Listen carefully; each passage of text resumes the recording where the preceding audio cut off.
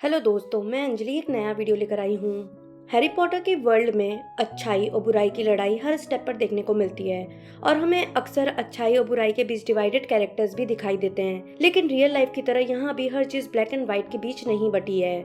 इस magical journey के कुछ ऐसे भी किरदार हैं जो न पूरी तरह से सही हैं और न गलत। जब हम विलन्स और हीरोज की बात करते हैं तो हमारी सोच अक्सर क्लियर होती है, लेकिन हैरी पॉटर में कई ऐसे किरदार हैं जो हमारी मोरालिटी को लेकर परसेप्शन को चैलेंज कर देते हैं, जिन्हें ग्रे कैरेक्टर कहना सबसे सही रहेगा। उनके एक्शन, चॉइसेस एंड मोटिव्स हमेशा सेल्फ इंटरेस्ट, ड्यूटी और मॉरल एम्बिग्विटी के बीच फ्लक्चुएट होते रहते हैं। ये ग्रे कैरेक्टर्स सिर्फ जादूगरों की नजर से ही नहीं बल्कि ऑडियंस और रीडर्स की नजरों से भी अलग अलग रंगों में दिखाई देते हैं। क्या विजिटिंग वर्ल्ड में जो सही है वो हमारी दुनिया में भी सही है, और जो गलत माना जाता है क्या वो वाकई इतना बुरा है? आज हम विजिटिंग वर्ल्ड के उन किरदारों पर नजर डालेंगे जो न पूरी तरह से अच्छे हैं और न पूरी तरह से बुरे, जिनका फैसला करना मुश्किल है। ये ऐसे किरदार है जिनकी हरकतें और सोच सही और गलत के बीच की बाउंड्रीज को ब्लर करती हैं। आखिर ये किरदार कौन है और इनके फैसले विजिटिंग वर्ल्ड और हमारे व्यू में कैसे अलग होते हैं? इस वीडियो में हम इसी टॉपिक पर बात करेंगे। तो स्टार्ट करते हैं इन ग्रे कैरेक्टर्स के किरदार को।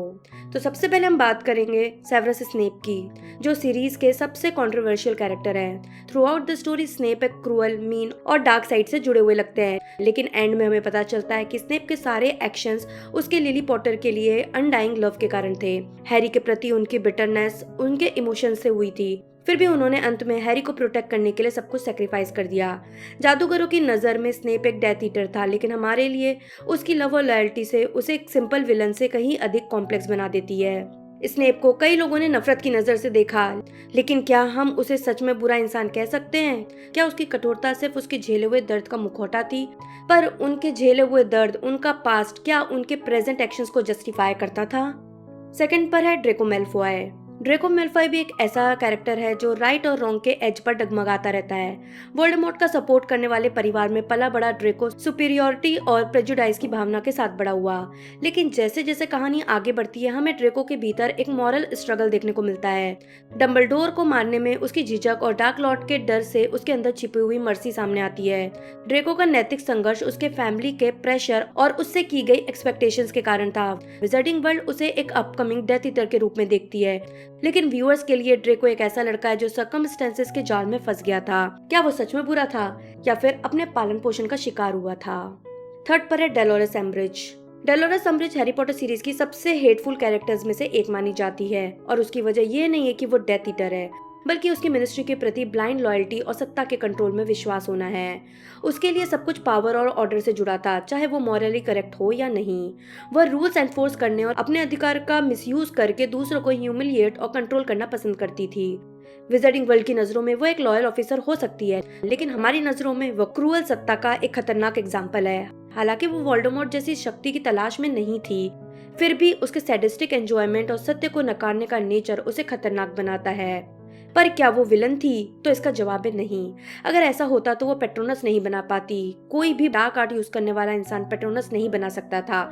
इस प्रोसेस में वो मारा जाता था, जो ये बात दर्शाता है कि हमारी नजरों में वो कितनी ही गलत क्यों ना हो, वो मिनिस्ट्री, खासकर कॉर्नेलियस फज और खुद की नजरों में सही थी, और पोस्ट और पोजीशन के लिए वो मॉरली इनकरेक्ट वे में भी जा सकती थी।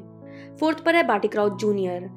बार्टी क्राउच जूनियर की कहानी का मूवी में ज्यादा फोकस नहीं है, पर बुक से डिटेल लें तो बार्टी क्राउच जूनियर अपने पिता बार्टी क्राउच सीनियर के स्ट्रिक्ट और कोल्ड रूल के तहत पला बड़ा, जो मिनिस्ट्री ऑफ मैजिक में हायर रैंकिंग ऑफिशियल थे। उसका डार्क आर्ट्स की ओर झुकाव और वोल्डेमॉर्ट के लिए लॉयल्टी एक तरह से अपने पिता के ऑप्रेसिव डिसिप्लिन के खिलाफ रिबेलियन था। बार्टी क्राउच जूनियर जन्म से बुरा नहीं था, लेकिन सर्कमस्टेंसेस ने उसे इस ओर धकेल दिया। मैडम मोडी का रूप लेकर उसने वोल्डेमॉर्ट को वापस लाने में मदद की, जो उसके ट्विस्टेड पर्पस को दिखाता है। विजिटिंग वर्ल्ड की नजरों में वो एक अपराधी था, लेकिन कुछ लोगों के लिए वो अपने पिता की एम्बिशन और नेग्लेक्टेंस का शिकार था। सोचने की बात है कि न सिर्फ उसने स्कूल में किसी भी बच्चे को हानि नहीं पहुंचाई, बल्कि उसने अनफॉरगिवेबल कर्ज से सबको बचना भी सिखाया। In a hard way but still. उसने हरमाइनी के मगल बॉर्न स्टेटस के बावजूद उससे कभी पार्शियलिटी नहीं की या गलत शब्द यूज नहीं किए, बल्कि वो उसकी सोच और दिमाग की वैल्यू करता था, और उसने उसे ऑरर बनने के बारे तक में सोचने को कहा। बार्टी क्राउच जूनियर अपने टाइम में हर सब्जेक्ट में अव्वल था और OWL और NEWT में हाई रैंक्स लेकर के आया था। यानी अगर वो अपने पिता के सप्रेशन में नहीं रहता और उसे फ्री विल दी जाती तो शायद वो कभी भी वोल्डेमॉर्ट से जाकर नहीं मिलता। फिफ्थ पर है पर्सी वीजली। पर्सी वीजली की कहानी प्राइड, एम्बिशन और इवेंचुअली रिडेम्पशन यानी पश्चाताप की है। स्टार्टिंग में पर्सी को एक सख्त रूल फॉलोअर के रूप में दिखाया गया है, जो मंत्रालय में प्रमोशन और रैंक्स पाने के लिए अपने परिवार को भी नजरअंदाज कर देता है। उसके लिए प्रतिष्ठा और अधिकार परिवार से ज्यादा इंपॉर्टेंट और बड़े थे, जिसके चलते उसने वोल्डेमॉर्ट की वापसी के समय अपने परिवार के बजाय करप्ट मिनिस्ट्री का साथ दिया। सारे भाई बहन उससे नफरत करने लगे, यहाँ तक कि मिस्टर वीजली भी उसके बिहेवियर से खुश नहीं थे। पर क्या पर्सी सच में बुरा था? नहीं, पर्सी इविल नहीं था। एक वीजली कभी भी इविल नहीं होता। रीजंस है कि सारे वीजली ग्रिफिंडोर में ही क्यों रहते थे, क्योंकि उनकी लॉयल्टी और इन डेप्थ उनमें काइंडनेस थी। पर्सी गरीब फैमिली से था। उसने कम पैसे होने की प्रॉब्लम और स्ट्रगल्स देखी थी, क्योंकि उसमें कैपेबिलिटी थी, वो बहुत इंटेलिजेंट था। उसके भी सारे OWR और NEWT में टॉप रिजल्ट्स आए थे, जिस कारण गरीबी और उसके एम्बिशन ने उसकी दृष्टि को धुंधला कर दिया था। पर अल्टीमेटली पर्सी अपनी गलतियों को महसूस करता है और अपने परिवार के पास लौटता है।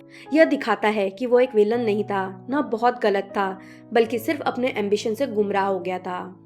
सिक्स्थ पर है रेगुलस आर्क्टस ब्लैक यानी RAB। रेगुलस ब्लैक सीरियस का छोटा भाई था।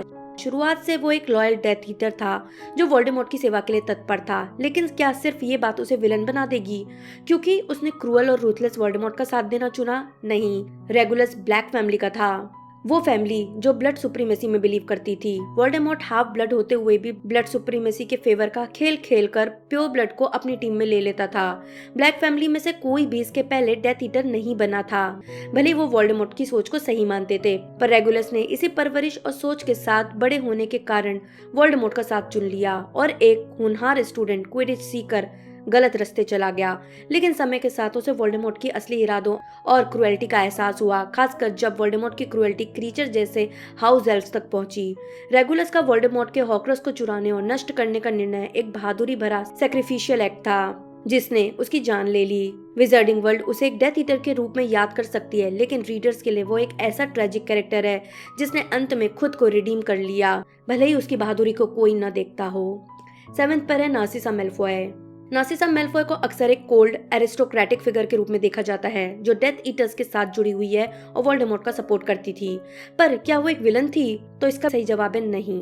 उसका पति लूसियस एक डेथ ईटर था, उसकी बहन बेलाट्रिक्स एक डेथ ईटर थी। दोनों खुशी से डेथ ईटर बने थे, पर नार्सिसा डेथ ईटर नहीं थी। तो क्या सिर्फ ये बात नार्सिसा को विलन की कैटेगरी से हटा देती है? तो इसका भी जवाब है नहीं। नार्सिसा वो टिपिकल वुमन का एग्जाम्पल है जो किसी भी देश की वाइफ और मदर को रिप्रेजेंट करती है। पति डेथ ईटर है, गलत है, पर वो आइडल वाइफ की तरह उसका साथ देती है।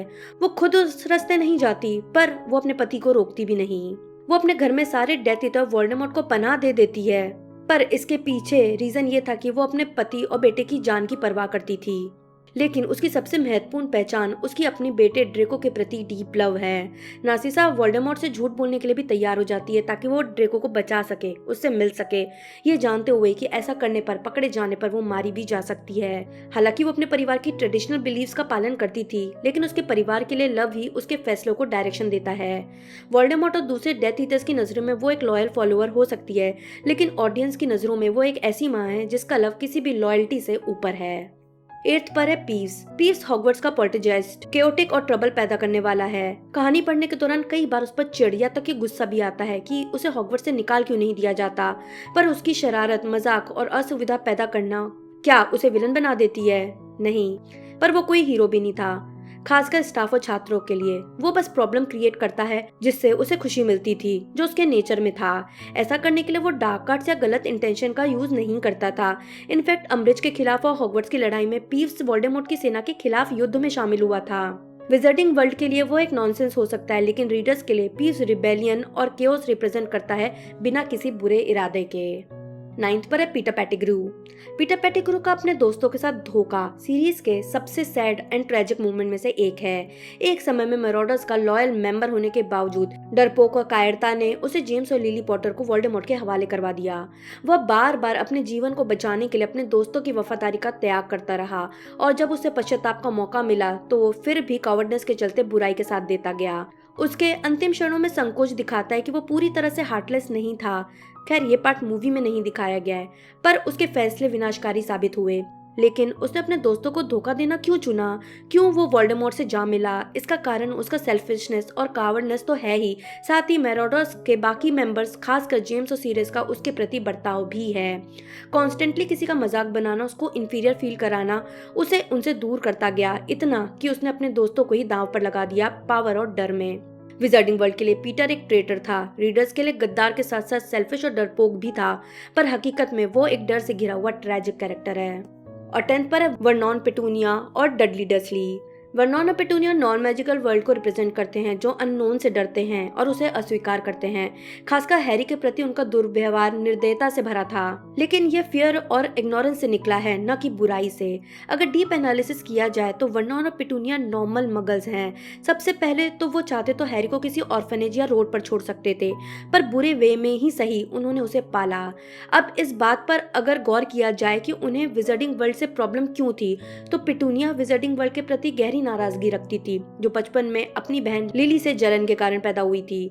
दूसरी ओर वर्नॉन पूर्वाग्रह से ग्रस्त था और सामान्य से बाहर किसी भी चीज को स्वीकार करने के लिए तैयार नहीं होता था। पर उनका जब जब किसी विज़र्ड से एनकाउंटर हुआ, क्या वो एक्सपीरियंस उनके लिए अच्छा रहा? क्या किसी भी विज़र्ड ने उनसे अच्छा बिहेव किया? हैग्रिड, वीजलीज, या तक कि डंबलडोर खुद जब उनसे मिलने आए तो सब के सब विजार्डिंग वर्ल्ड को रिप्रेजेंट कर रहे थे, पर उन सभी ने उन दोनों के प्रति अच्छा बिहेवियर नहीं रखा। किसी ने उनके बेटे की पूंछ उगा दी, किसी ने दीवार तोड़ दी और बेटे की जीभ लटका दी, कोई उस पर छड़ी तान रहा था तो कोई उनके सिर से वाइन के ग्लास को टकरा रहा था। ऐसा सब करके उनके मन में और नफरत बढ़ना स्वाभाविक था। फिर भी हर साल वर्नॉन न सिर्फ हैरी को किंग्स क्रॉस स्टेशन छोड़ने और वहां से वापस लाने जाते थे, पूरी गर्मी की छुट्टियों में अपने पास रखते थे। हाँ, उनके रखने का तरीका सही नहीं था, पर कम बुद्धि के मगल्स होने के कारण उन्हें इविल कैटेगरी में रखना भी सही नहीं होगा। अगर हम डडली की बात करें तो शुरुआत में हैरी पॉटर की जिंदगी में वो एक टॉर्चर करने वाला दुष्ट बच्चा था, जो अपने माता पिता, खासकर अपने पिता वर्नॉन से सीखा प्रेजुडिस और हेट रखता था। बचपन से डडली ने हैरी पर फिजिकली और मेंटली बहुत टॉर्चर किया, बिना ये समझे कि वो खुद अपने माता पिता के गलत प्रभावों का शिकार था। हमें बुक पढ़ने के दौरान कई बार डडली पर गुस्सा आता है, तो कई बार नफरत सी भी हो जाती है, इतनी कि राइटर के उसे बॉडी शेमिंग करने पर हमें अच्छा लगता है और हंसी आती है। तो क्या डडली सच में बुरा था? इसका जवाब हमें डेथली हैलोज में मिलता है, जब हम डडली के कैरेक्टर में चेंज देखते हैं। डडली पहली बार महसूस करता है कि हैरी के साथ अन्याय हुआ है और विदाई के समय वह उसे थैंक्स करता है। विजार्डिंग वर्ल्ड के लिए वह सिर्फ एक बिगड़ैल मगल बच्चा था, लेकिन रीडर्स के लिए वो एक ऐसा कैरेक्टर है जो परिस्थितियों और परिवार के प्रभावों से प्रभावित होकर गलत काम करता है, लेकिन एट द एंड अपनी गलतियों को पहचानने की क्षमता भी रखता है। इसके अलावा डंबलडोर, जेम्स और सीरियस, फ्रेड एंड जॉर्ज, या तक कि खुद हैरी और हरमाइनी भी पूरी तरह से वाइट कैरेक्टर नहीं थे।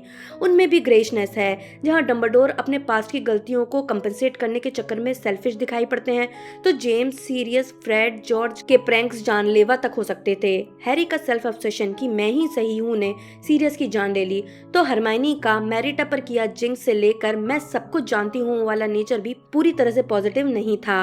जेके रोलिंग के विजार्डिंग वर्ल्ड की ब्रिलियंस ही इसी में है कि ये पूरी सीरीज मॉरल कॉम्प्लेक्सिटी से भरी हुई है।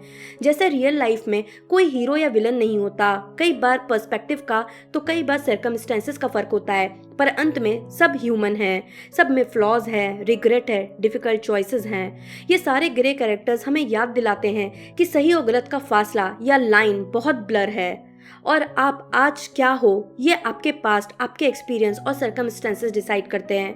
इन सब कैरेक्टर्स से हमें ये समझ में आता है कि हैरी पॉटर यूनिवर्स में कितनी गहराई है। और जैसा मैंने पहले भी कई बार कहा है कि इससे कोई फर्क नहीं पड़ता कि आप क्या थे या क्या हो, इससे पड़ता है कि आप क्या फैसले लेते हो और आगे क्या बन सकते हो। तो दोस्तों, ये थी बात grey characters in Harry Potter की। आपको ये वीडियो कैसा लगा मुझे नीचे कमेंट बॉक्स में बताएं। अगर वीडियो पसंद आए हो तो लाइक और शेयर जरूर करें। मैं जल्दी नए वीडियो के साथ वापस आऊंगी, तब तक के लिए बाय बाय।